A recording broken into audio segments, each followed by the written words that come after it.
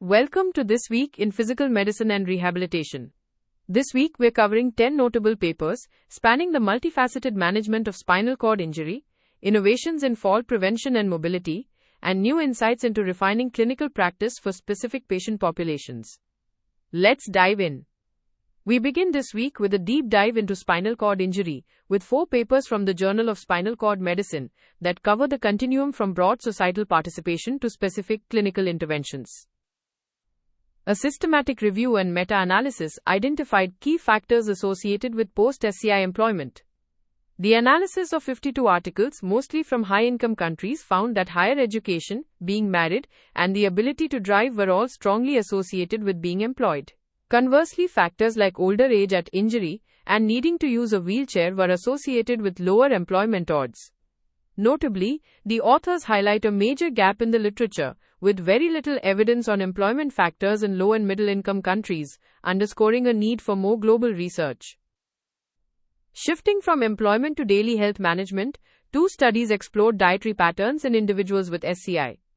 One national cross-sectional survey of United States veterans and civilians found that both knowledge of and adherence to the dietary guidelines for Americans were low. Across various food groups, knowledge of the recommendations ranged from just 24 to 44%, and fewer than a third of participants adhered to the guidelines. Interestingly, the belief that the guidelines were even applicable to people with SCI was also low, though those who did believe in their applicability showed better adherence. This suggests a critical need to clarify dietary guidelines for this population and address these knowledge gaps. A second study looked at a more specific dietary pattern: eating windows. In a single-site study of 45 veterans with chronic SCI and obesity, the median eating window was 10.8 hours. In multivariable analysis, the only factor significantly associated with a shorter eating window was not being employed. This work begins to quantify daily eating patterns, which may be a future target for interventions aimed at addressing the high rates of cardiometabolic dysfunction in this population. Finally, for a specific and challenging SCI complication, a case report highlights the utility of ultrasound-guided botulinum toxin A for intractable abdominal spasms. The report details a 43-year-old male with C4 tetraplegia whose severe painful rectus abdominis spasms were refractory to oral baclofen. A targeted injection under ultrasound guidance led to a significant reduction in spasm frequency and severity, improving his sitting comfort and quality of life. This presents a viable alternative to more invasive options like intrathecal baclofen for patients with focal abdominal spasticity. Next, we turn to innovations in mobility and fall prevention. A study in the Archives of Physical Medicine and Rehabilitation introduces a novel tool called the REACT stick for assessing fall risk in older adults. In a cross-sectional study of 90 community-dwelling older adults, researchers compared recurrent fallers to non-fallers. They found that parameters measured by the REACT stick, which assesses simple reaction time and inhibitory control, were significantly worse in fallers. In fact, a combined measure of inhibitory control and processing speed was the best predictor of faller status, with an adjusted odds ratio of over 12, far outperforming non-significant trends seen with the timed up and go and Berg balance scale. The study suggests that diminished short latency inhibitory control is a key factor in fall risk, and that tools like REACT stick, combined with strength assessment, could significantly improve the accuracy of our fall risk classifications. Looking toward future technologies for balance augmentation, a paper in the Journal of Neuroengineering and Rehabilitation proposes a new generalizable control approach for wearable robots. Inspired by the nervous system, the controller uses delayed feedback on the body's center of mass to modulate multi-joint reactive torques. Researchers tested this in healthy adults during various standing perturbations. The model, trained on a single condition, generalized with high fidelity to predict joint torques across different perturbation directions and magnitudes during standing. However, its ability to generalize from standing to a cyclical walking-like movement was limited, working well for the hip and knee, but not the ankle. This suggests that a center of mass feedback controller could robustly drive a hip or knee exoskeleton to assist with balance, but more work is needed to apply it to the ankle during dynamic movement. Our final theme this week focuses on refining clinical protocols and deepening our understanding of diverse patient populations. A systematic review in disability and rehabilitation addresses a common question in orthopedic rehab: the timing of rehabilitation after reverse total shoulder arthroplasty. By analyzing 7 studies including over 1,600 shoulders, the review compared early motion started within 2 weeks to delayed programs starting at 4 weeks or later. The findings suggest that an early protocol modestly accelerates the recovery of forward flexion at 6 weeks post-op. Importantly, dislocation rates and overall complications were low and comparable between groups. By the 6 to 12 month mark, functional outcomes were equivalent. This provides low to moderate certainty evidence that starting passive or active motion early is safe and may offer a short-term benefit, allowing for more individualized rehabilitation plans. From post-operative protocols, we move to the complex issue of unexplained myofascial pain.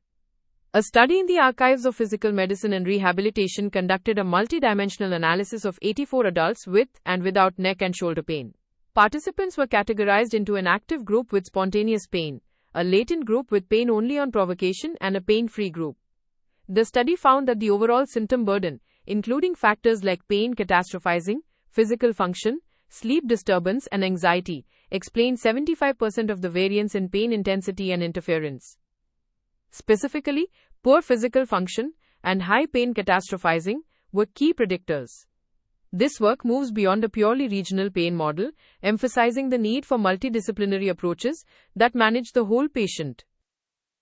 In a similar vein, a study in PM&R explored the factors associated with independence in managing a bowel program among youth and young adults with spina bifida.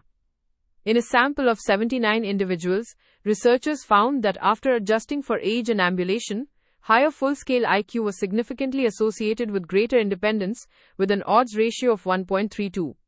While academic functioning was also associated, IQ remained the only significant predictor in a multivariable model. This highlights the importance of considering general intellectual ability when designing treatment plans to promote self-management in this population. Finally, a scoping review in disability and rehabilitation encourages us to look critically at our own research practices, specifically regarding virtual exercise programs for adults with mobility limitations. The review of 36 studies found that nearly all applied exclusion criteria that disproportionately affected underrepresented groups, such as those with specific health conditions or lack of digital access. As a result, study participants were predominantly white older women. The authors call for proactive inclusion strategies, like providing technological assistance or flexible scheduling, to ensure that virtual exercise interventions are developed for and accessible to the diverse communities they are meant to serve. If you only have time for one paper this week, make it the systematic review on early versus conventional rehabilitation after reverse total shoulder arthroplasty in disability and rehabilitation. It addresses a frequent and practical clinical dilemma with the reassuring finding that initiating motion within 2 weeks is safe and can accelerate early gains, providing evidence to support more individualized and potentially faster-paced rehab protocols. Here are the key takeaways from this week in physical medicine and rehabilitation. First, for uncomplicated reverse total shoulder arthroplasty, starting motion within 2 weeks appears safe, accelerates early range of motion recovery, and does not increase complications, though long-term outcomes are similar to delayed protocols. Second, when assessing fall risk in older adults, consider that measures of reaction time and inhibitory control may be more sensitive predictors of faller status than traditional functional tests like the T or G or Berg balance scale. Third, in spinal cord injury care, a holistic approach is crucial. Societal factors like education and driving ability are strongly linked to employment, while patient-level factors like low knowledge of dietary guidelines hinder self-management. For specific refractory symptoms like abdominal spasms, targeted interventions like ultrasound-guided botulinum toxin injections can be highly effective. And finally, for complex conditions like myofascial pain and spina bifida, look beyond the primary complaint. The overall symptom burden, particularly physical function and pain catastrophizing, explains much of the pain variability in myofascial pain, while general intellectual functioning is a key predictor of bowel program independence in spina bifida, informing how we should tailor patient education. That's your roundup for this week in physical medicine and rehabilitation. The full transcript and references are available on the episode page in your Audio Scholar library. This is an AI-curated summary for clinical decisions. Always consult primary sources and current guidelines. See you next week.